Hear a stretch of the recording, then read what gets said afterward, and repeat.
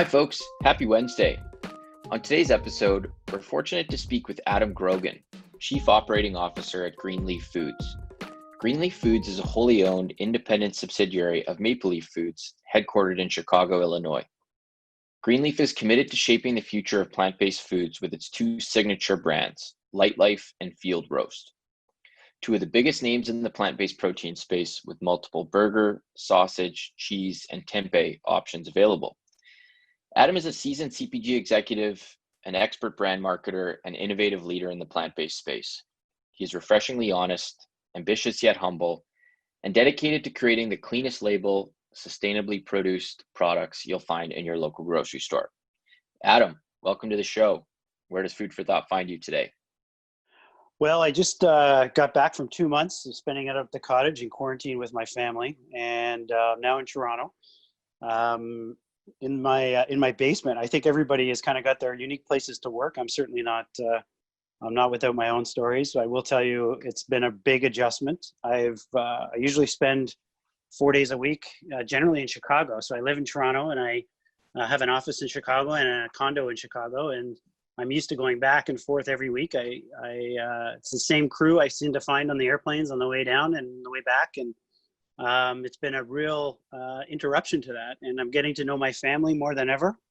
I think they're getting sick of me for sure. So I'm super eager to get back to some level of normalcy, and I'm sure so are they. So been spending a lot more time with my wife and my two boys, and I'm sure I'm going to look back and really appreciate the time. But it's been a big time adjustment for all of us, and I think it's really interesting to see how it will affect things going forward.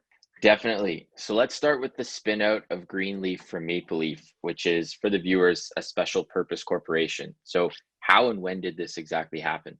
Well, a number of years ago, I was leading the sales and R&D and product development side of the Maple Leaf Foods organization, and we had a strategic offsite, actually, talking a little bit about where we want to take the company in the next 100 years. And so we spent some time, considering the landscape externally and internally, and what do we think our capabilities will enable us to do. And one of the things that we talked about was this idea of getting more into plant-based protein. And as you look ahead to 2050, 9 billion people on the planet, I'm sure that's been quoted many, many times over, certainly was not lost on us. And we spent a lot of time talking about what we wanted to do as an organization and where we wanted to pivot.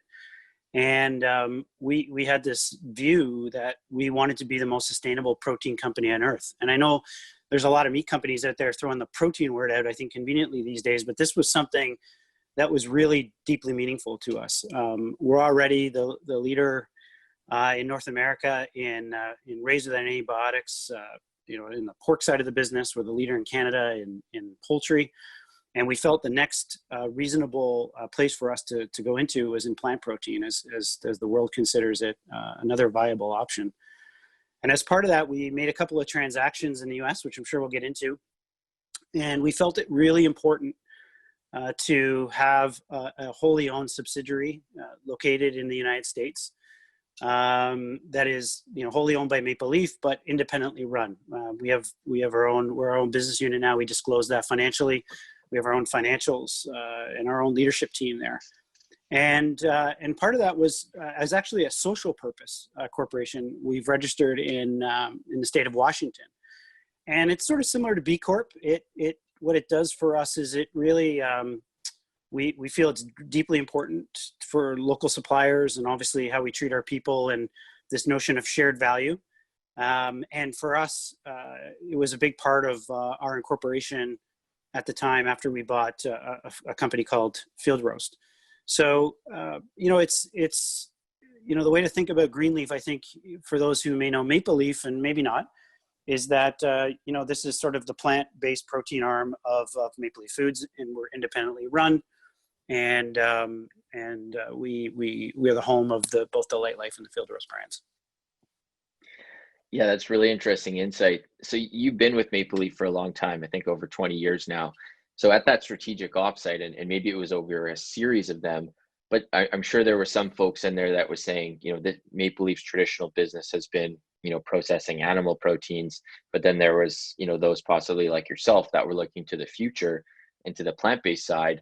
And now your mission statement is to be the most sustainable protein company on earth.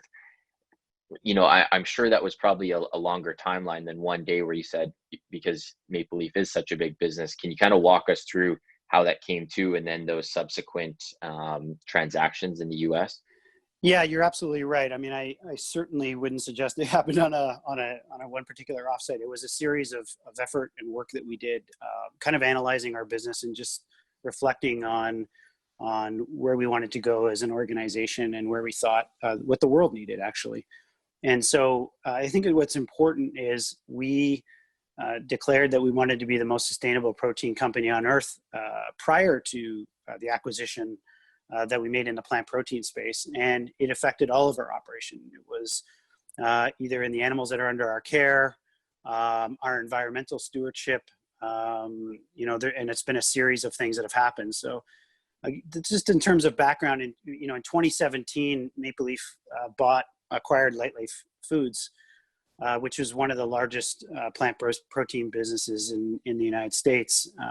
And then quickly after that, we acquired the Field Roast company, which is based out of Seattle, Washington. And we now have quickly pivoted into two of the largest plant protein brands in North America. And then part of the journey isn't just all about plant proteins. I mean, in 2019, Maple Leaf also became the first major food company in the world to be carbon neutral. We're really, we're viewing sustainable food production, and sustainable protein industry really in the context of a number of different factors. In terms of the food that we make, the ingredients we use, the animals we raise, in the plant-based protein space. Obviously that is just one additional element to the larger strategy. So we're well on our way, and we think we're really set up to be able to make a mark and just really provide some incredible food products and plant-based protein products to North America, and that's what we're spending most of our time thinking about.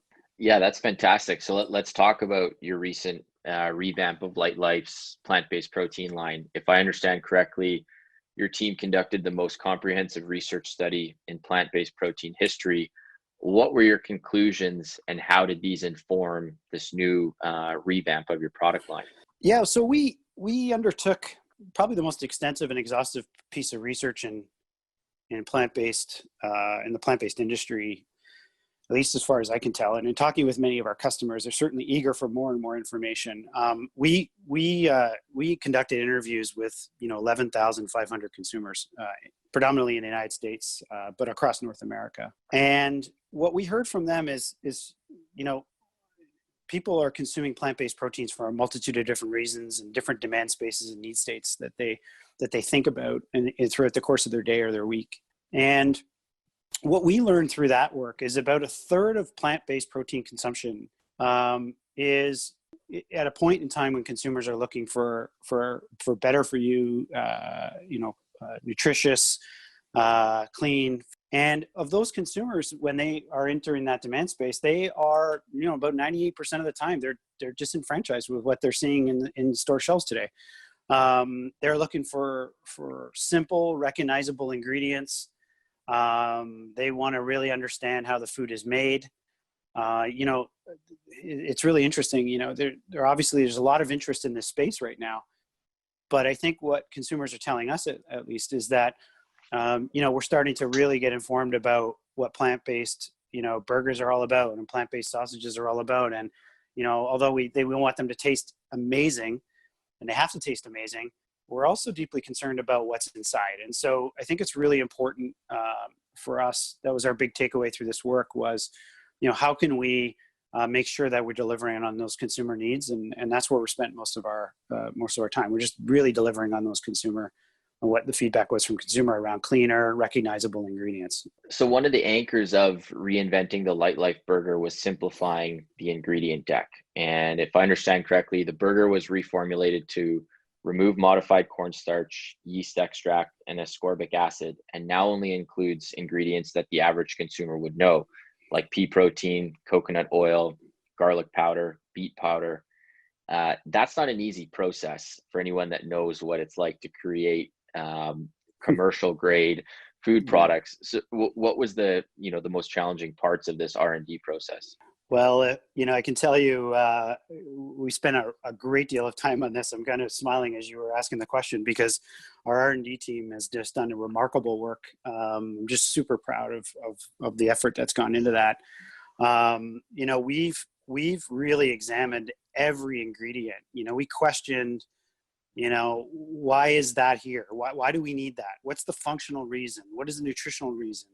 What are the ingredients that are required to produce a great taste? Obviously, consumers doesn't matter what you put in front of them. It has to taste great. And, and taste isn't just about flavor, it's about texture. In a matter of a few months, we really ripped apart and questioned every paradigm that anyone had about what could be done. And the one thing I will say is that we are every day learning new things about plant-based proteins. I mean, the books, the books are just not written on it. It's evolving. And what's been remarkable about the effort of our team is just this idea of starting from a clean slate and and breaking all those independent variables down, and where that landed us. And, you call it a number of the things that are now in our product. We only have 11 ingredients now, and we're super excited by that, and our job isn't done, frankly, but for now we're Mike, we've down to 11 ingredients, and we know the two of the largest brands that are in the space have between 18 and 20, and many of them contain fillers or other synthetically produced ingredients, and for us, we just felt like there was a different way home, and we think, based on the research that we did, that consumers are really interested in clean, recognizable, simple to pronounce ingredients. So for us, although it was an incredible effort, I think it was a necessity. And our R&D folks have the one thing I will say about our R&D folks is that, they're culinary first and foremost. I mean, they pride themselves on the fact that they're designing and creating food and tasty food, and not just, individuals with science backgrounds. And so that was a big part of kind of our North Star and where we were going. For sure. And for the viewer's context, I want to read out the 11 ingredients because it's quite impressive. It's water, pea protein, canola oil, coconut oil, natural flavors, sea salt, vinegar, beet powder, cane sugar, and cherry powder. Largely all of those are things that you'd find in your kitchen pantry. And to your point, there's not GMOs, additives, fillers. So, hats off to your R&D team, that's a pretty impressive, clean ingredient deck.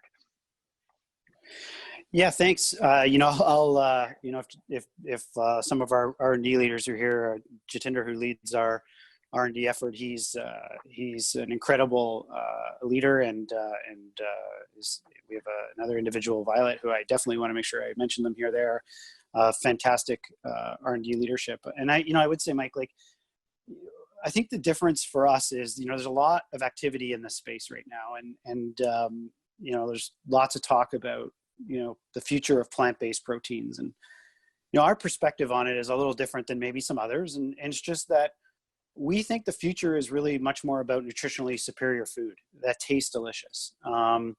And there's so much effort going on right now into meat mimicry, and meat that bleed, plant-based proteins and plant-based burgers that bleed, and you hear all these types of things. And I think consumers, what they're saying to us is like, look, sure, we want to have an alternative to a burger and we want to indulge it from time to time, but we're craving cleaner, healthier products. And although a big driver sometimes is in this space has been this notion of the environmental concerns, or ethical concerns on behalf of the consumer, we know a lot of people are just really interested to introduce new variety of things in their diets, and they don't want to really give up certain things. And I think for us, between the clean ingredients, the taste that we deliver, and our carbon neutral commitments, I think we're really hoping that, and we trust that consumers will reward us with joining our movement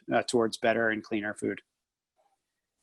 I really appreciate you saying that. And that's an interesting insight about cleaner, more nutritious food, because I think a lot of times this argument gets a little bit politicized and people start throwing labels around and what their dietary preference is, say about themselves. And I think, just to your point that, you're trying to put out a really clean, nutritious product. You care about the sustainability of the ingredients, the cleanness of them. That's just a refreshing take coming from somebody, in a company that's leading this charge. So, yeah, thanks for sharing that insight. And I guess it's a good segue to my next question is how do you view some of the emerging powerhouses in the plant-based industry that you're up against? There are some big names, and while they are direct competitors, you're all ultimately trying to, enact change at a societal level with more sustainable, earth-friendly foods. How do you view them, whether it's, kind of wearing your work hat or your personal hat, just in terms of your competitors, whether they're, friendly or foe? Well, first and foremost, I would say that, the consumer's desire right now, they have an insatiable appetite, if you will, for protein. They want more protein in their diet, not less. And so I think we're different, and is our view that, we think, we don't think we should mimic meat or take out an industry at any cost. We just simply won't do that. Like we're about, breaking from the competition. And so, as I have an incredible amount of respect for our competitors. They brought certainly lots of interest to a category that we're deeply passionate about. We just view things a little differently. We don't think that you have to mimic meat at any cost. We view that we although we share the same goals on sustainability or a greener planet, we've just chosen a different path, and that's how I try to articulate it to our own team and to others, which is they're going to do what they do, and you can't argue with their successes. But we think we have a different path, and we think it's the right path to be on. I mean, not to get righteous or anything, but we did the research. We've understood what consumers are looking for, and I think as more and more consumers try plant-based options that are out there, I think they're gonna move beyond the uniqueness of trying something different and just out of interest, and they're gonna start to really question the food itself. And I think our point of view is just different, and that we are here to serve in a way that is about real food and real ingredients. So we've talked mostly about your Lightlife brand. Tell us more about your Ciao Cheese line and Field Roast for those that aren't familiar. Yeah. So thank you for that question. Field Roast is an incredible brand, and it's a company that started by an owner operator named David Lee out of Seattle, Washington, and you can find it both north and south of the border. It was premised on the idea that a combination of just really super high-end culinary ingredients and flavors. It really pays homage to regional spices and ingredients and bold, complex tastes. And that's not something you'd normally see from a vegan brand. I think a lot of people out there, I always anecdotally, anytime you go into a vegan restaurant with people that aren't necessarily vegan and you sit down and have an incredible meal, I think the first thing everyone says at the table is always, you have a great chef, is, boy, if I could just replicate that, I would eat more plants. And it's one of the unique things about this brand is that we think you can leave the spice rack at the door. I mean, it's so incredible, the flavors that come. We use whole ingredients such as grains. We use fresh cut vegetables. Sometimes when you walk into our plant in Seattle, you think there's like a tossed salad in the front end of our operation. We've got herbs and legumes, and it's just the flavors are just remarkable. And so it's an incredibly high growth brand and business for us right now. Super proud of it. And Ciao Cheese is another unique thing. Ciao Cheese, I think it's likely the number one selling cheese product in North America. Plant-based cheese, obviously. It's a really cool cheese line of we buy sliced cheese. We're just launching shreds and a new cheese block. And what it's why it's unique is that it uses a fermentation of soy tofu in its formulation to create a really unique umami and cultured taste fermented taste that you would taste in a real cheese. So a lot of cheese out there in plants, sort of fails to deliver or uses nut-based options, and we have a different way at it. So just incredibly high growth businesses, and we're really just super proud to have them as part of our portfolio. No, that's really interesting insight, and I think there'll be people that definitely want to pick up the products next time they see them. What do you think is sort of the next chapter in the evolution of plant-based proteins? Obviously, we're still kind of in a chapter that's growing rapidly, but as a leader of a business, you've got to see things from a 35,000 foot view. So is it more widespread adoption of these plant-based products by typically non-plant-based eaters? Is it snack products because so many of the millennial generation now are eating on the go as opposed to large meals, or otherwise? Well, I think the future is definitely more plants. We know 93% of of the new consumers into the category are flexitarians, and trying to incorporate more plant whole plants and plant proteins into their diets. So I don't think that's going to stop anytime soon. I think there's a couple of key things that I view as coming in the industry. I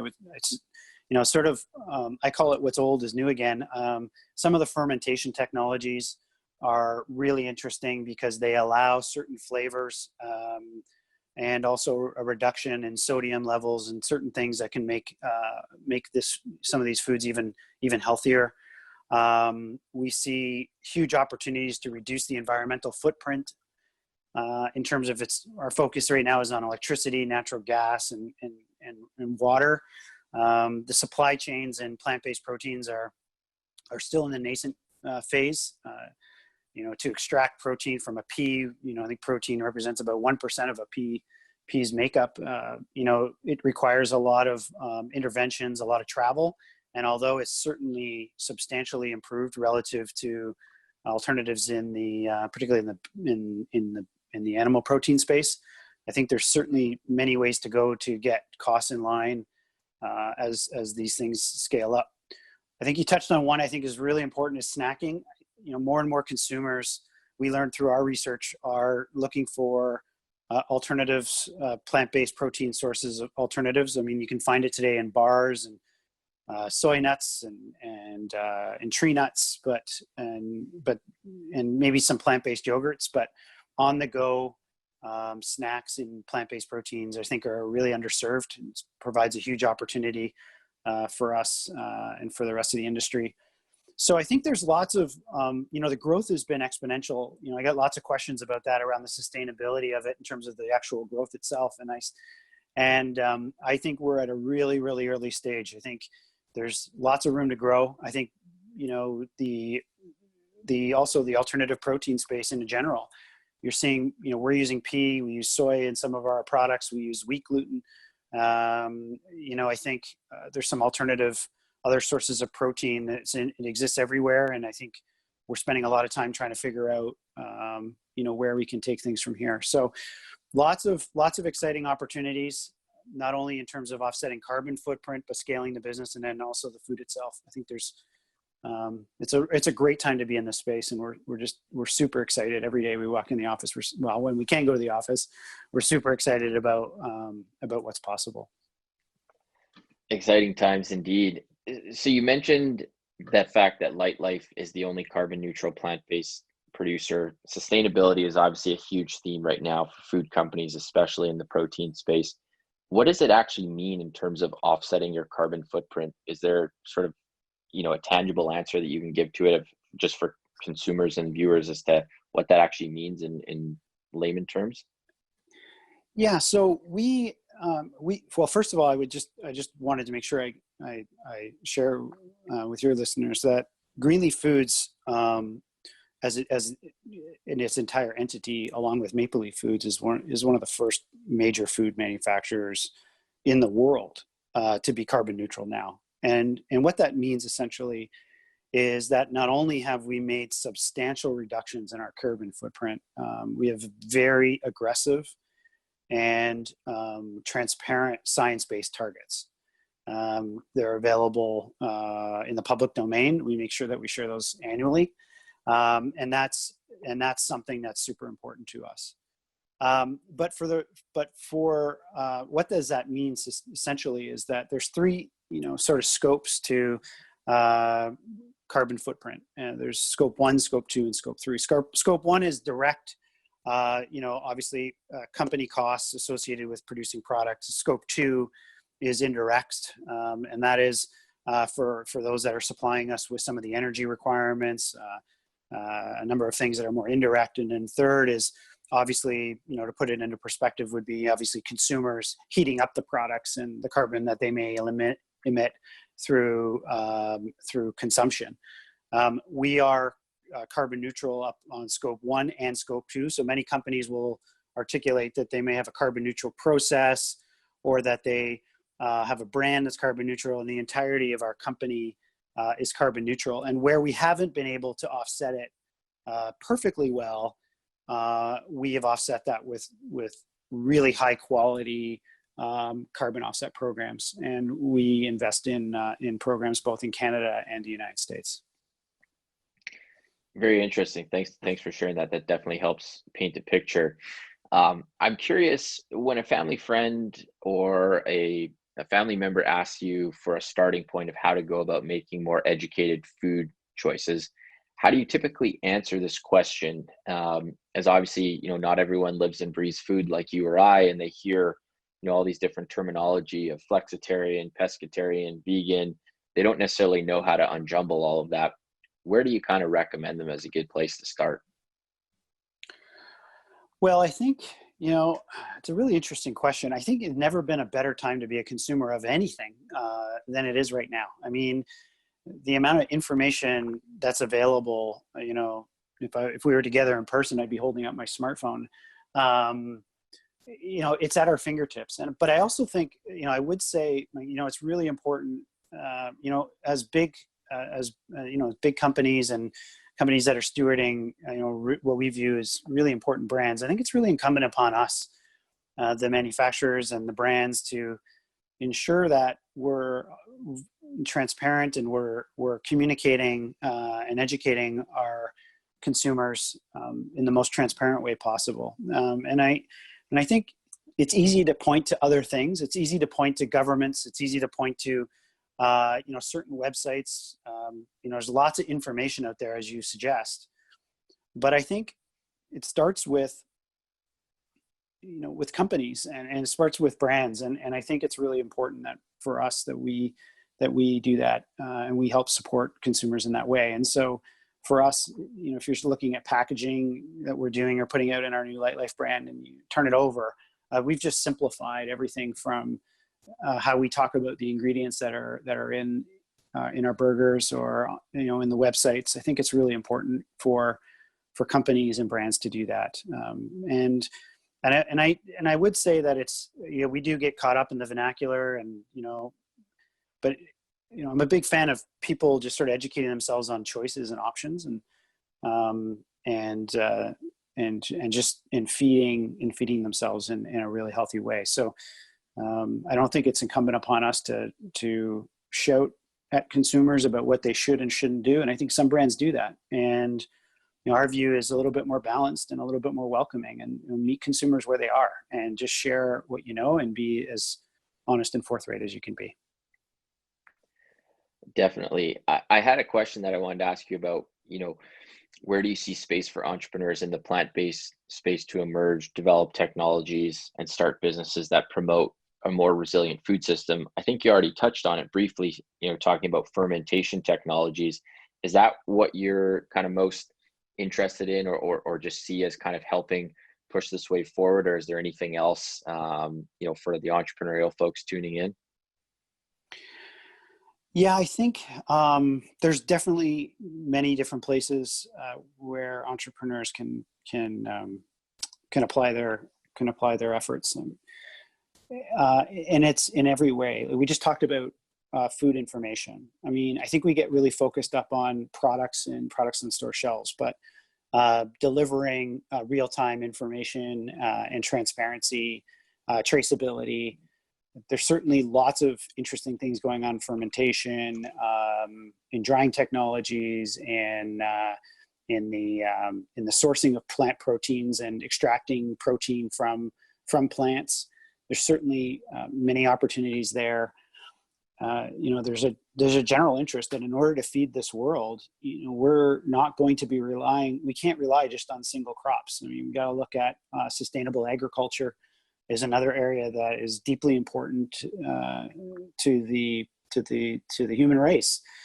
And so I think it's a combination of what the world needs and a sense of mission to improve upon it. And I think one thing we know today about consumers and their interests is that when they own these brands, I mean, we don't as an organization, they do. And when they choose a brand, they're deciding the world they want to live in. And so it's incumbent upon all of us, whether it be entrepreneurs and we like to think of ourselves as entrepreneurs as well, Mike, but is that we're here to serve a consumer base that needs to eat and needs to be nourished. And I think there's lots of opportunities out there. That's great. I want to be respectful of your time, so I only have three final questions. One is sort of a non-food question, but I think very relevant. So we're starting to see a big push towards diversity and inclusive hiring practices to get more women and minorities on boards and in senior leadership positions.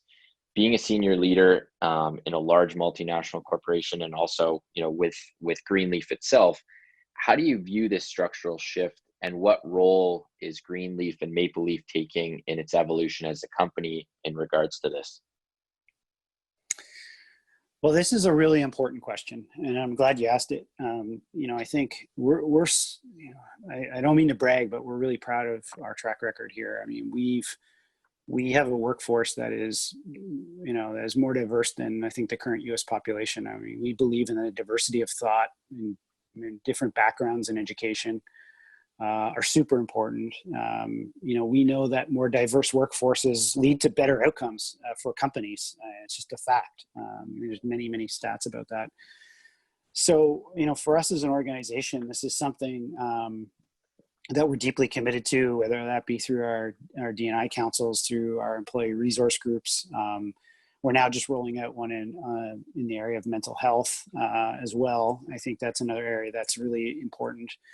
And we operate, a relatively new company in the United States, so we get the benefit of some of the things that we've done on the Maple Leaf side. But what I will tell you is that, our employees are telling us that they really want us to lean into this. We're completing an enormous amount of anti-racism training, unconscious bias. We have gender goals. We have a number of things in place, and I have to tell you, Mike, it's something I'm incredibly proud of our organization. We have a very comprehensive approach to address systemic racism and other cultural barriers, and we think it's just not only is it the right thing to do, but we just think it's good for business. And so I think we like any company, I would say that we can always do better. We will do better, but I'm certainly proud of where we are right now. That's fantastic. I want to make a quick comment before I jump into my last couple of questions. So a few past guests on the show that are, really fascinating thought leaders in the food space, Sujala Balaji, Robin O'Brien, two people who I've asked this question around: is it the role of companies to educate its customers with how it markets its food? And often, the reality is, unfortunately, they're not. They're oftentimes publicly traded organizations that have expectations in the market that they have to hit, from revenue perspective and whatnot. And what's so I find refreshing about what you're doing at Greenleaf is you're truly educating the consumer on what they're putting into their bodies. Sujala has a thing where when she goes to the grocery store with her daughter, if she doesn't understand what's on the product, they don't buy it. And so, and a lot of times, in the middle section or any section really of the grocery store, if you really look at labels, there's a lot of, ingredients and fillers on there that people don't understand, but oftentimes they turn a blind eye. But I think, the younger generations, these sorts of things are becoming more important to them, and, kind of voting with their credit card of what food products and what kind of society they want to live in. And so I just, I genuinely mean this when I say it. I think it's really impressive what you're doing with the clean ingredient deck, and, truly focusing on the consumer as opposed to simply your bottom line, and kind of having consumers, hope they turn a blind eye to 5 things on your ingredient deck. So yeah. Thank you. I mean, I think we just believe in this idea of shared value, Mike. Like it's not a new idea. It's an idea that it's about all the stakeholders. Starts with the consumer, starts with our employees, our communities that we operate in, and we just think that there's a higher, there's a higher reason to exist, and I think it's important. Companies have a big role to play, and for us, we're going to do everything we can to make sure that we have that shared value expressed across in all of our stakeholders. And so I appreciate you recognizing that. And you know what, honestly, we're all human beings, right? I mean, I have 2 boys, 13 and 11.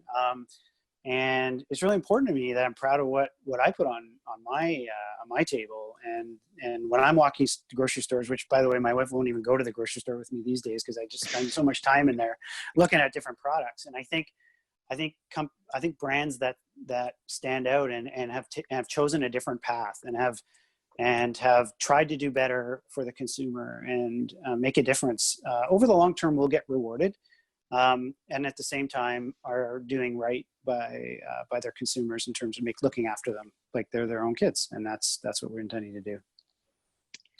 For sure. So speaking of grocery stores, restaurants, online channels, where can consumers find your products?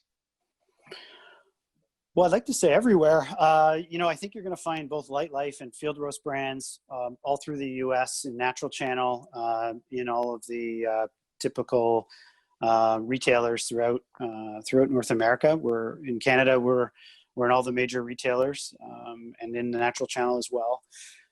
Right now, we've got a couple of exciting things going on. If you do live in Canada, I will tell you, KFC in Canada has just put our Lightlife chicken sandwich, or plant-based chicken sandwich, of course, on the menu, and popcorn chicken. So you'll see that rolling out.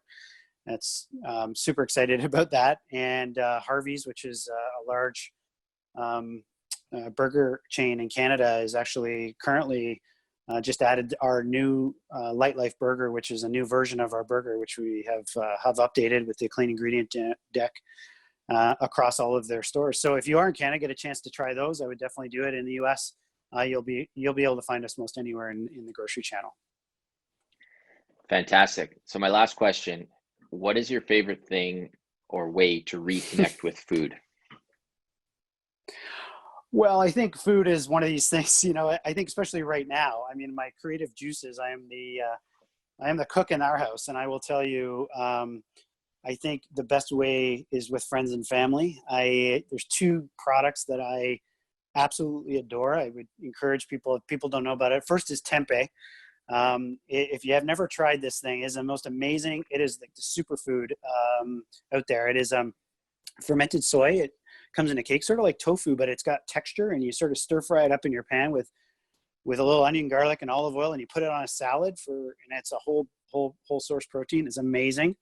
I've been doing that through the day. It won't weigh you down. And now what I've been doing shamelessly is like having everyone introduce it to the new Lightlife burger. We're just really excited by it. And it's something that, I know we're all social distancing and that sort of thing these days, but sharing a meal with a friend or a loved one, even if it's 6 feet away, I think is super important, especially these days. And so I think never been more important than having food at the center of all that, and hopefully a plant-based burger to go with it. Fantastic. Well, thank you for taking the time, Adam. I really appreciate it. Thanks, Mike. Enjoyed it.